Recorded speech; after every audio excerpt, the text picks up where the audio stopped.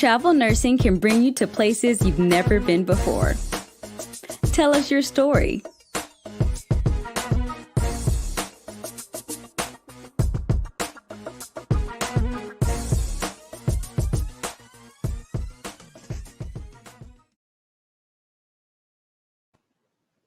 Hi, it's Rita at the Travel Nurse Channel. Happy New Year. I'm trying to get a smudge off my glasses, and then I won't have to squint at you. Hello.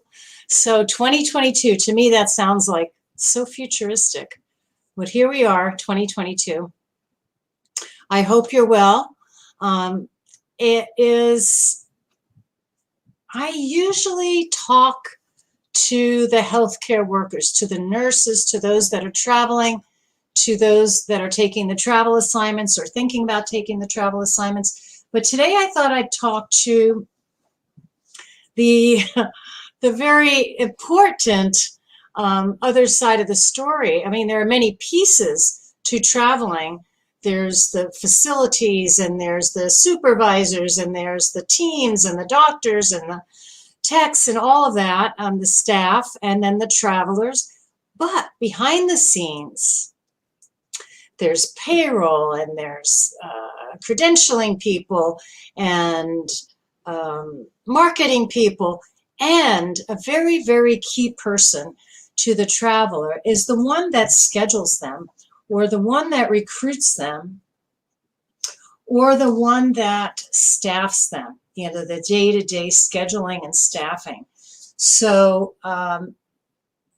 so that's what I thought I should, something new. It's a new year, right?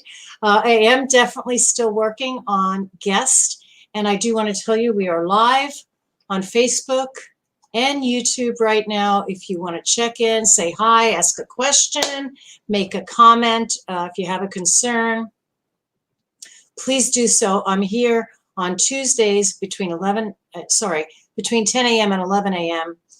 Pacific Standard Time. So get that out of the way. My name is Rita. I've been a nurse for like a jillion years. I love being a nurse. I've been clinical. I've been management. I've been, both staff and leadership positions over the many years, and done quite a few things. But I spent a lot of time in the per diem and travel part of nursing, and it's vital, and it's very, very important nowadays, and it's gone up huge percentages in the last year alone, and it went up last year. I think it's over 30% greater need for travelers this year, 2021. I know it's 2022, but it went up drastically in 2021. I think it was over 30%. So without any notes in front of me, I don't want to quote, but it's gone up considerably. So if that is what you do, or that is what you're considering doing, it's a good time to do it. It's a good time for that part of your career to blossom. So recruiters, staffers, schedulers, employers, those who, I never know why my glasses always look so crooked. I think it's my eyebrows that are crooked. Okay, so as I'm looking at you, as I'm looking out, I actually reflect. I see myself. It's very annoying, but anyway, I have to deal with it. So because I am a nurse and a few other things, a sister, a mother, and all that, and a grandma, I'm not a TV personality, but here we are on the channel. So what I want to say about, I'll tell you two major things about recruiting. What it is. Number one, it's not about you. Nope, it's not about you. It is about two things. It is about the person you're recruiting, and it's about the client that wants that person. So that's the most important thing you have to understand, right? That's the guts of the matter. Okay, so what it isn't to be taken lightly. It is a professional role. It is you are dealing with the welfare of patients. You're dealing with the success of the assignment. You're dealing with the best outcome for your patient, the best outcome for the client's reputation. So you are part of an integral team that is going to do patient care. Okay, so that's what it is. It's very, very important, and you're like in the center, epicenter of it, because you are trying to bring the right nurse to the right client. Okay, so what are my tips? Number one, this is so simple, but you want to individualize your communications with, and please jump in. If you're a recruiter, if you're someone that staffs and schedules nurses and travelers and technicians and so forth in the hospital, therapists, people that do MRIs, people that do respiratory, people that do radiology, all these vital pieces of the healthcare team. Nurses are a huge part because they make up a huge part of the population taking care of patients. But if you are any of those people, or if you are a recruiter or a staff or a scheduler or an employer, please jump in. Your input is vital. But I will share with what I know, having been in the industry for a very, very, very long time. I want to say I started in the 1980s. I started my nursing career in the late 70s, but I started my staffing career, I think, in 82. My second child was born in 82. So I had a child in 80 and 81 and 90. So my career took different turns as I managed family life. That was always my priority. Once that was squared away, then I could do my nursing. So it's not about you. We know that. It is about this team, this integral team, bringing the client and the nurse together, the right nurse to the right client, to the right assignment. And it's about the best outcome for patients. So really, really important to be professional. And how do you get there? So my biggest tip is, seems so simple, is to have a healthy, good, working relationship with the person that is, well, with both the person, the nurse, and with the client. So you need to do, if you can visit them, wonderful. But sometimes you're recruiting somebody from Minnesota or Michigan to work in California or Florida. So you may be located in Ohio. So you may not be able to visit them, right? So let's say the nurse is in Michigan and the assignment is in Florida, the client is in Florida, and you're in Ohio. Okay, so how do you build that relationship? You start with an introduction. Maybe you provide a self-profile about you and your company, and always think of their convenience. Hi, I'm calling. My name is so-and-so, and I have wonderful, reliable talent, nurses and therapists and technicians, or whatever it is that you have in your pool. And I'm wondering if you have a need for them and when you'd like to talk about that. So you make it very, very convenient for the client. When they finally have time to talk to you, be ready, okay? And be specific. That's my second thing. So it's relationship building, fantastic communication, ongoing communication. It's not about you, it's about them, and get as much information as possible. So that's the client end, okay? So you want to, what's convenient for the client, what you have to offer, when can you talk about it, and get as much information as you possibly can. I'm backwards. And let's talk about the traveler, the nurse, or the therapist, or the tech, whomever. let's go with nurses because that's the primary, that's the big need. Same thing with the nurse. You introduce yourself, you're cordial, you want to know what's convenient for them, what they're thinking about, and you may get a nurse that just doesn't know. So, well, let me know when you have time to talk, and maybe we can uncover what it is that appeals to you. And once you have that time, to have that crucial conversation, you want to find out what works for them. If they strictly do nights, or they strictly do days, or they like the flexibility of doing, let's go with labor and delivery, OB, GYN, mother baby, nursery, that realm, okay? So say that's the kind of nurse you've met. You've met a nurse that's been postpartum, mother baby, nursery, and a little bit of labor and delivery. So now you want to find, and they say, this is what I've done. I love it so much. My job is my home away from home, but I'm thinking about traveling. I know there's a need, but I'm really nervous about it. I don't understand it. And I feel like I'll be a fish out of water and so forth. So then you come to them with your expertise, but first you learn about them. So you've done OBGYN, you've done mother baby, you do the nursery, and you do L&D. How long have you done these things? Well, I spent 6 months doing mother baby. Now I'm doing labor and delivery. So I've been here about 4 months. That's not a whole lot. That's not a whole lot.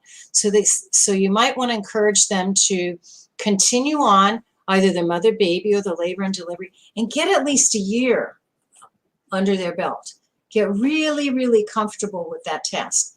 Or you may talk to a nurse that says, you know, I did mother baby for the longest time. I loved, the nursery. I loved the couplet care, but I wanted to improve. I wanted to, go up on my my skills and so forth. So I started doing labor and delivery. And actually now I've been in labor and delivery for 2 years. So I had 4 years of mother baby nursery. They still flex me back once in a while when they're short staffed. But my main job right now, my full-time job, is labor and delivery.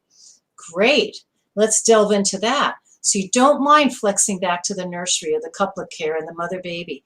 Great. What do you do in labor delivery? Do you scrub? Do you circulate? Do you do the C-sections? Are you first assist?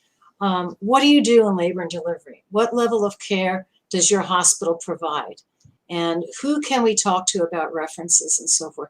So you want to get the most detailed, not broad, specific information about your nurse or your therapist, whoever you're talking to. Now, and that's it. It's so simple. It's simple. It's not about you. It's totally about communication. It's building a relationship, and it's getting really specific when you talk to. Let me open my comment line. I think I did. Okay. And it's getting very, very specific about what kind of skills and preferences the nurse has. So, back when I had a nursing, so I started my career as a staff nurse. And then eventually, after many, many years, after having my family, it took me over 10 years to have my 3 children. And no, over 10 years to have I had my first child in 80, another one in 82, and the last one in 90. And then, and started my career in 1977. So I go way, way back. And so you learn a few things along the way. And I was one of those nurses that I wanted to do it all. And I was able to do quite a bit.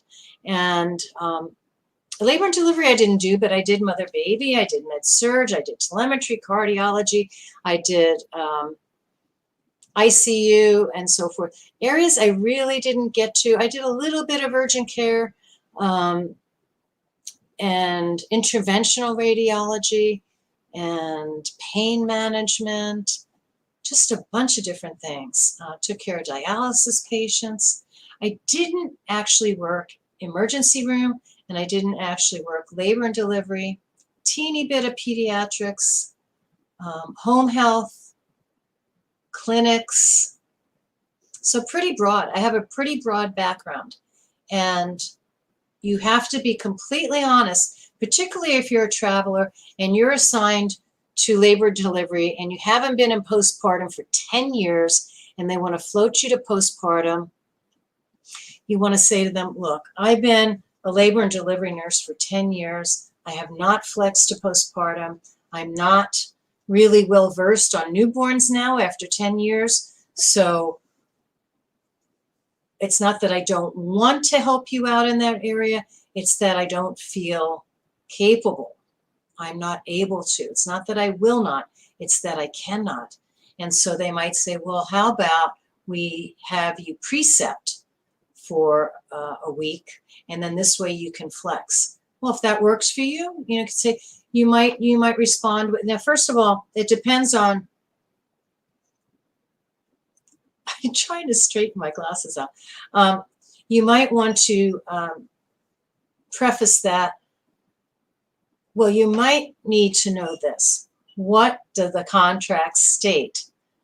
The contract states that you are labor and delivery full-time at a specific hospital, specific shifts, and willing to flex day to nights. Maybe that's what the contract says. But if it says labor and delivery willing to flex to circulate for C-sections, to fill in for pre and post,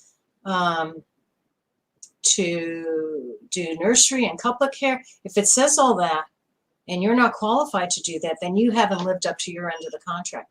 So know what you're getting into before you arrive there and run into trouble.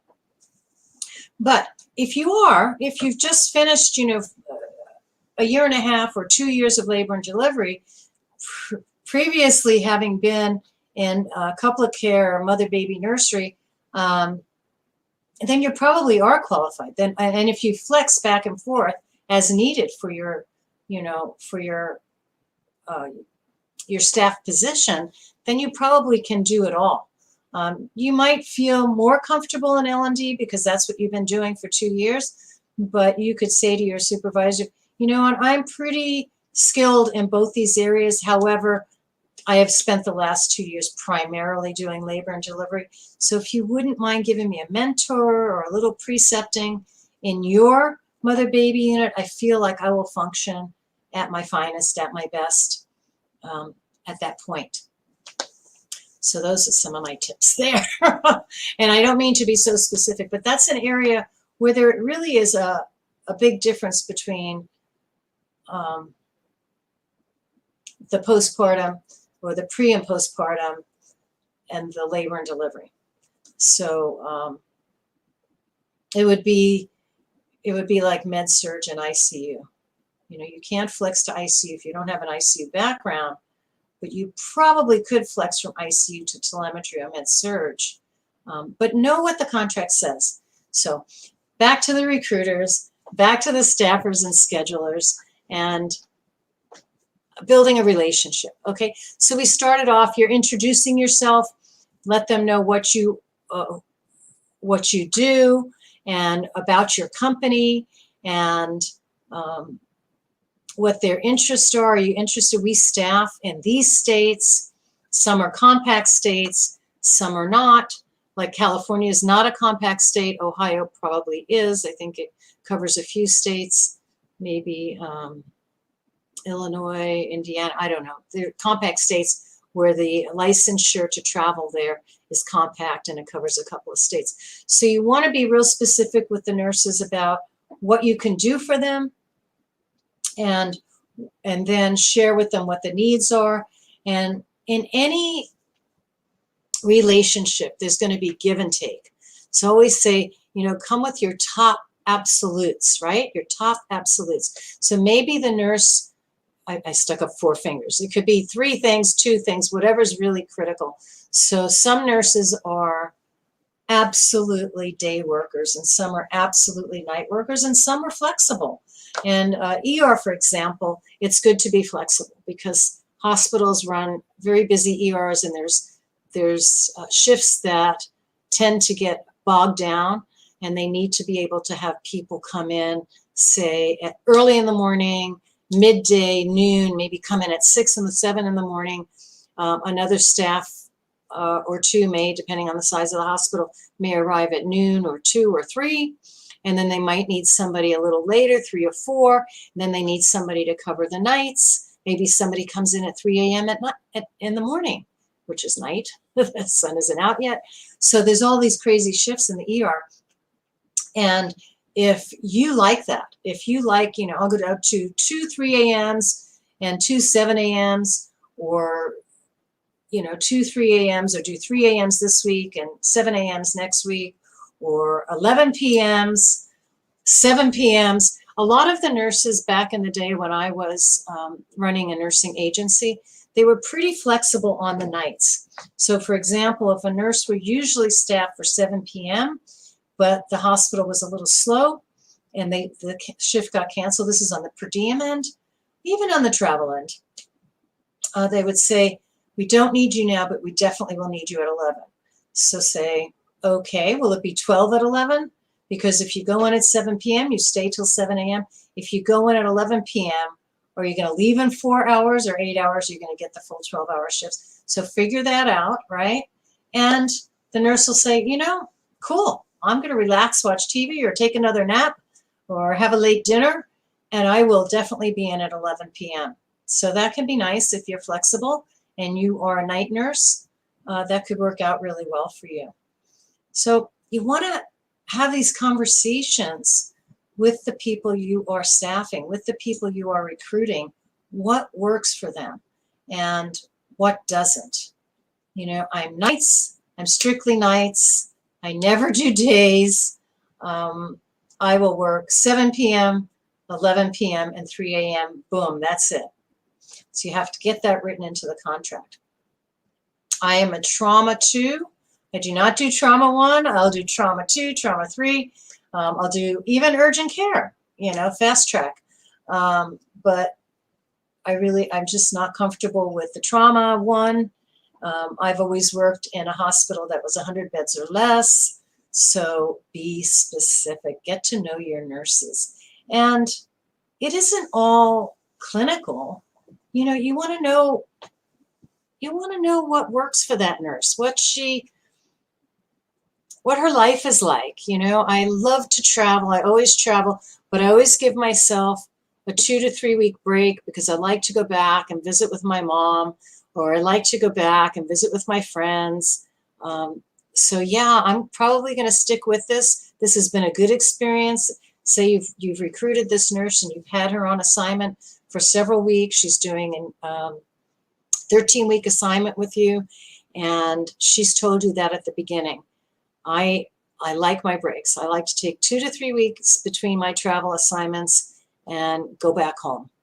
And, my parents are taking care of my dog or whatever it is that they've expressed that that's important to them. So I wouldn't halfway through the assignment say, your assignment ends in May, and I have a client that wants to, your assignment ends May 3rd, and I have a client that really, really wants to start you May 10th. That's 7 days. I just want to mention it. I know you like your break, but I just want to mention it so you can think about it. But don't start selling that client when you know that nurse has already told you they need a break between assignments. So listen, be understanding, make notes, know your nurses.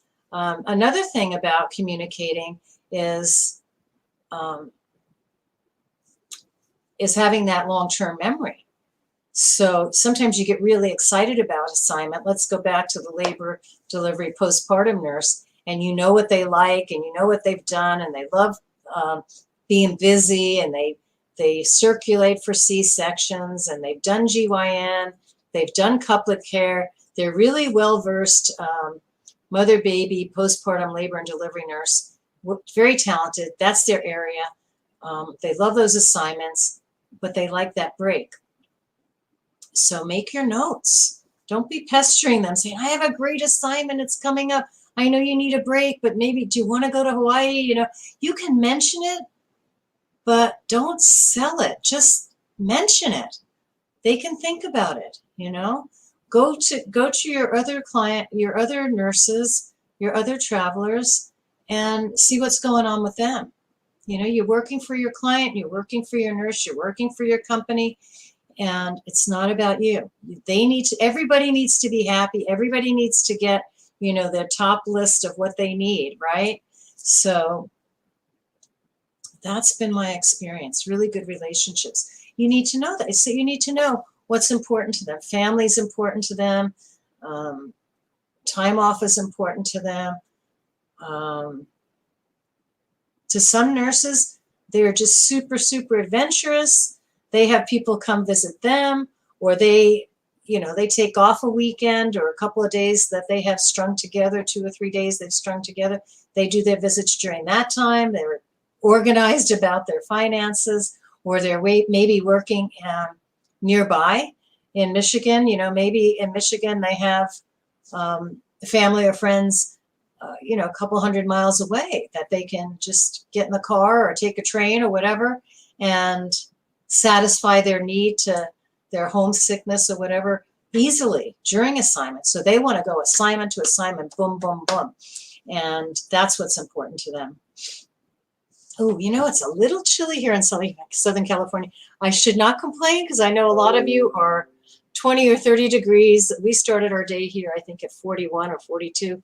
So, and the sun is out. It's lovely, but it's chilly. It's a little chilly. I didn't check the thermostat this morning. So I hope some of these tips are being helpful. So what it is, it's about the traveler. It's about the client. It's about patient outcomes. It's about getting the right nurse matched with the right client, the right talent for the job. And that's a successful relationship. It's about great communication. It's not about you, what's convenient for you. You come in and you work your 9 to 5 or your 7 to 7, and you want to get as many calls and as much done, and, you know, get your nurse on schedule for the next assignment. But that nurse is a night nurse and you're working days. You have to make arrangements to talk when it's good for the nurse. So, yeah.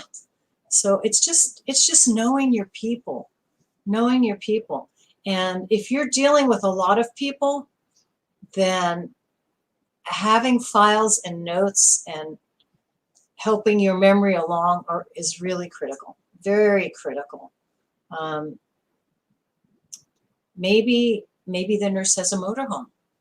Want to check in. How is your living situation? Everything working? Are all the hoses connected?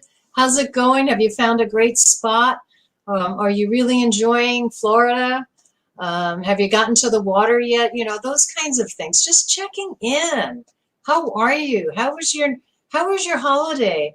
Did they keep you overtime? Are they wearing you out? Just being thoughtful, building those relationships. And on the client end, the same thing.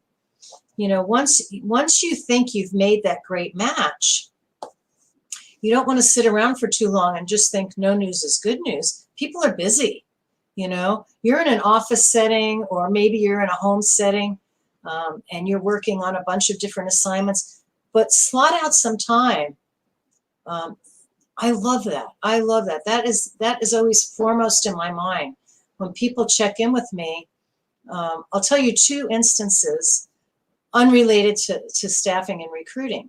But when my 3rd child was quite young, when she was still between, I want to say, maybe 1.5 and 7-ish, she had a strong immune system. She had a really strong immune system, but she had so many times would get quite ill with a fever, with a sore throat, sometimes with a cough, sometimes not.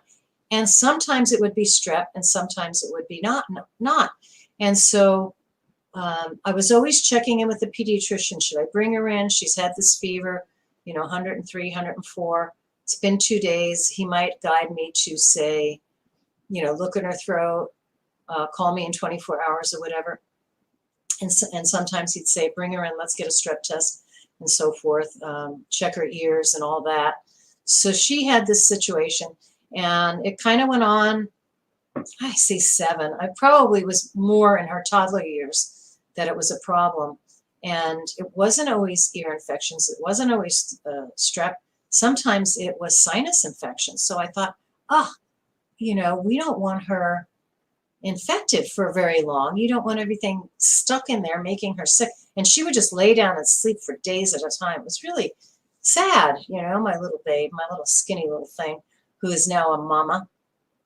And anyway, so what I loved about that physician is he would always leave time in the morning between 7 and 8 or 7:30 and 8:30, I don't know. But I could always count on him, even if I wasn't thinking about it. I might have been getting ready to go to work, or, my daughter might have improved overnight. I would always get a call personally, not from him, not from his PA or his NP. I always get a call from the pediatrician saying, I'm checking in, how's she doing? Is the medication helping? Any fever, any symptoms, any new symptoms? He always checked in. And another experience I had was prior to my hip surgery, I had been dealing with this bum hip, this arthritic hip, for many years. I want to say minimally 3.5 years. And the docs kept saying, no, you're not there yet. No, it doesn't look too bad. Oh, we'll get another set of x-rays. Took them 3.5 years to take an MRI. I should have complained a little more. But anyway, so during that period, they were doing different treatments, trying different anti-inflammatories or injections into the bursa to help me with my hip issue. And out of the blue, many, many months after I had done a battery of physical therapy, I was trying to go 3 times a week, but these guys are so busy and so short-staffed, right? Another area, physical therapy. This therapist called me up and she said, do you remember me? I said, of course I remember you. She was a wonderful physical therapist. And I said, what's going on? And she goes, I just wondered how you were doing. And I said, oh my goodness, it was wonderful.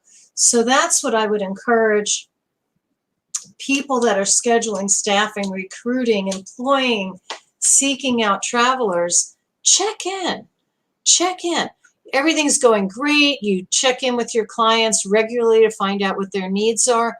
Maybe you've got a couple of people on assignment. Nothing's coming up for months, right? We're sitting in January. Nothing's coming up till March or April or May. Just check in. Hey, I was just thinking about you. I remember you bought that Trans Am. Or I remember you got a new puppy. How's the puppy doing? Just be thoughtful. Just be caring, And it doesn't always have to be clinical. It doesn't always have to be about the assignment. It's just, I was just thinking about you. I know so-and-so is there in your postpartum department, and I know so-and-so is there in your ER. I'm just calling to check on you. What's new with you? How are your holidays? And call me anytime, day or night. Here's my cell number, whatever. Those are the things that make a difference. Following through, delivering on what you said you deliver. They need an L&D nurse that can circulate, that can be first assist, that can scrub in. They need an ER trauma 2 level that can, go down to the trauma 3. They need somebody with maybe it's a pre-op nurse. They need a pre-post-op nurse that has fantastic IV skills, fantastic communication skills. The more you know about what your client needs, the better you can find that match. So I think everybody's pretty busy. I'm not seeing any comments. It is Tuesday. It is January the 4th. I'm going to shout out to one of my kid brothers, has a birthday tomorrow. Happy birthday, Ron. You young man. you dashing young man. And I hope these little tips help you. It just seems so simple, but maybe you can glean something from it. Knowing your people, the more you know about them. And the only way you can know about them, I mean, it's great if you can go visit them. And if you do, maybe you're making a trip to Ohio or someplace where your client is or your nurse is. Meet them at a Starbucks, you know. Hey, I can't believe it. I have an opportunity to come over here to near your hospital, and I'd love to see you. Come have a mocha with me or chai tea or whatever. That sounds good, especially when you're cold. But it's really, really those little things, those simple things. That pediatrician that I had for my youngest child, what a gem. He wound up I knew him when he was a single guy, and I followed him from one area to another. He was in an area where I lived, and then he moved further south. I followed him there. Then he got married. Then he had 2 little boys, and he knew my daughter from the time she was born till she was almost teenager. And we switched over from pediatrics to a different primary. It was sad. He became a director, great teacher. Anyway, yeah, those little things, just checking in on the people you care about, the people you work with. It doesn't always have to be business. The more you know, the better you can serve. I guess that's my motto. The more you know, the better you can serve. Be considerate. Once you start that relationship, I mean, certainly you can share. How are you? How are your holidays? Of course. Did you get a puppy? Did you get a new car? Of course. But bring the focus back to them. Oh, I know you were prepping for your PALS certification, or I know that your dad wasn't doing well over the holidays. How's he doing? What can I do for you? Just that. Just making it a little personal while maintaining professionalism, right? I think those are the tips. Getting to know your people. I know when I was an employer and I employed nurses for mostly per diem, some travel, and some other disciplines, respiratory therapists, we had scrub techs, we had respiratory techs, trying to think of what else, LVNs, CNAs. Oh my gosh, CNAs are wonderful, wonderful. I'm going to shout out to the CNAs and the RNs and the team at Scripps Green that took care of me when I had my hip surgery a little over a month ago. What a wonderful, wonderful, wonderful experience it was. From the time I walked in the door, you know, it's still COVID time, so I had to walk in alone with my walking stick, and from the time I went through admissions, the receptionist, the admissions person walked me to the elevator, wished me well, wished me blessings actually on my surgery. Everyone I encountered pretty much in that hospital. Did have a little hiccup in the recovery room, but you know, I had drugs on board. Not enough apparently. I just woke up in shockingly terrible pain, and I felt like the nurse was a little lacking in understanding. Anyway, so that was not my best memory. But other than that, I had a fabulous experience at Scripps Green. So shout out to all the caregivers, all the personnel, and the doctors and surgeons and fellows and anesthesiologist. He was really cute. He visited me later in the day. I had my surgery at probably 11:30, came out of anesthesia around 1:30, 1:40, up and walking at 3-something, and I didn't walk too far. I was too nauseated. But in comes the anesthesiologist sometime. Who knows what time it was, 5, 6, 7 p.m. Oh, you look like $1 million, he said. What a cute thing. My hair looked worse than this. Okay, guys, gals, you rock. You travelers rock.